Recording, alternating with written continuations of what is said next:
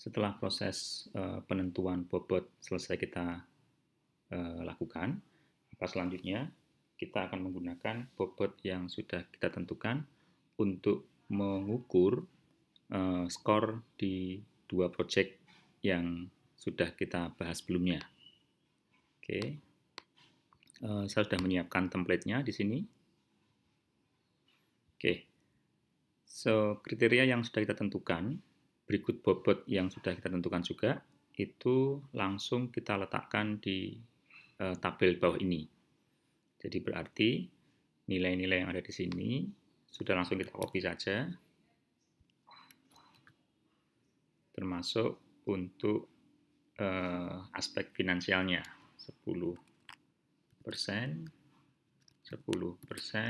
dan 20%. Nah, saat ini yang kita lakukan adalah mencoba untuk memberikan skor untuk masing-masing kriteria ini di masing-masing project. Misalnya saja bahwa telah dilakukan assessment dan diketahui bahwa project A untuk kriteria yang pertama diberi skor misalnya 80. Kemudian untuk keberlanjutan proyek yang baik, mungkin bahwa project A ini memberikan opportunity yang lebih panjang, diberikan nilai lebih tinggi, 90. Kemudian untuk aspek kaitannya dengan kredibilitas organisasi, mungkin tidak begitu mendukung, maka diberi nilai 50. Dan seterusnya. Ini nilai-nilai yang muncul setelah ada diskusi dengan expert ataupun dengan organisasi secara umum. Kemudian memiliki tingkat risiko yang rendah. Kebetulan proyek ini juga risikonya agak tinggi, maka nilai bobot untuk tingkat risiko yang rendah kita beri nilai yang rendah juga. Oke. Demikian juga dengan proyek B yang mungkin agak sedikit berbeda karakteristiknya, maka berdasarkan dari assessment diberikan nilai untuk poin 1 sampai dengan 5, kriteria 1 sampai dengan 5, itu kurang lebih mendekati sama. Atau berbeda lah mungkin, bukan mendekati sama ya, artinya karena kita ketemu dengan kasus yang berbeda juga. Oke, dari karakteristik yang sudah kita tentukan, project A maupun project B, oleh organisasi sudah ditentukan nilainya, maka selanjutnya kita bisa melakukan analisa dari aspek finansial untuk kita beri skor juga. Jadi misalnya NPV-nya tinggi. Berapa sebenarnya NPV untuk project A dan berapa skornya? Kita bisa mengacu ke tabel yang kita buat sebelumnya. So kita lihat NPV dari project A adalah 171.000. Kita lihat jika NPV-nya 100.000, lebih dari 100.000, oh maaf, ada bagian yang tidak nampak di sini.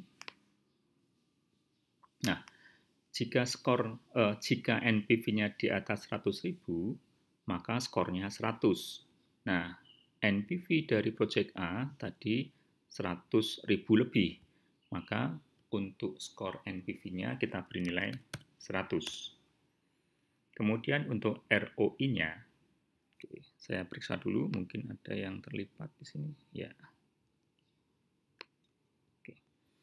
Untuk ROI-nya kita lihat ROI untuk project A adalah 3%. Kita lihat 3% ada di kisaran inilah. Jadi antara 3 sampai dengan 10%, skornya 50. Oke, mungkin ini harusnya lebih besar sama dengan 3%. Oke, so kita asumsikan bahwa skornya 50. Kemudian payback period-nya, kita lihat payback period-nya 5. Kita lihat dari tabel, jika payback period-nya antara 3 sampai 5 tahun, maka skornya 50. Untuk itu, project A kita beri nilai 50 juga. Nah, dengan cara yang sama, kita memberikan nilai untuk project B, NPV, ROI, dan PP. kita lihat NPV-nya dia masih minus, ROI-nya juga lebih dari 5 tahun, payback period-nya lebih dari 5 tahun, dan ROI-nya minus. Kalau kita lihat di sini, NPV-nya minus, berarti skornya masih di bawah 10.000, skornya 0. ROI-nya dia minus juga. ROI-nya, jika ROI kurang dari 3%, maka skor 10, berarti dia skornya 10. Dan last payback period-nya dia lebih dari 5 tahun. Kita lihat di sini, jika payback period lebih dari 5 tahun, maka skornya 10 juga. Oke. Nah, di sini sudah kita dapatkan skor masing-masing kriteria untuk masing-masing project. Maka selanjutnya tinggal kita hitung bobotnya dikalikan dengan skor. Oke, ketemu skornya, kita copy ke bawah. Kita copy juga untuk hal yang terkait dengan aspek finansial. Kemudian yang ini pun sama, skor kita kalikan dengan bobot. Oke, kita copy. Kemudian ini pun kita copy juga. Oke. Nah,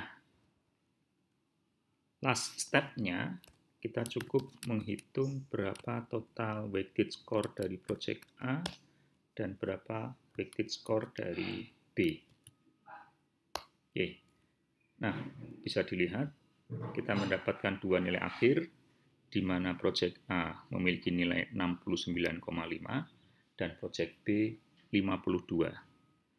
So, inilah kesimpulan akhir dari perhitungan menggunakan weighted score, di mana di kriteria tidak hanya mengedepankan aspek finansial, tetapi juga aspek-aspek yang lain.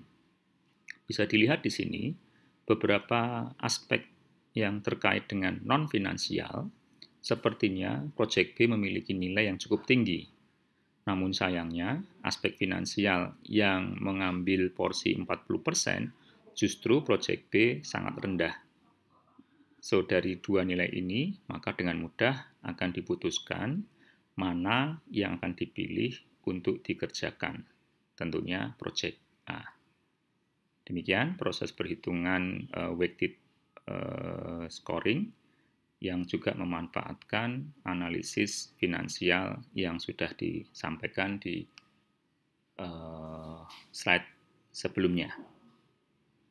Oke, saya kira mudah dipahami, dan kunci untuk bisa memahami lebih mendalam adalah dengan latihan soal.